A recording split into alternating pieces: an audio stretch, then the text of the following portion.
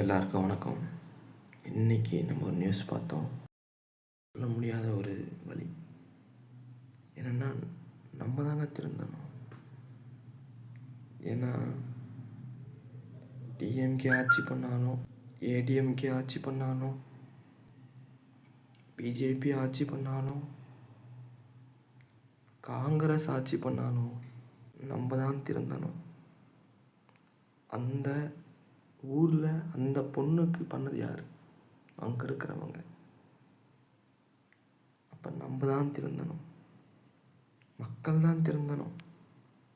ஆட்சியாளர்கள் சரியில்லை, ஒத்துக்கிறேன். நம்மளுக்கு எங்கே போச்சு அறிவு?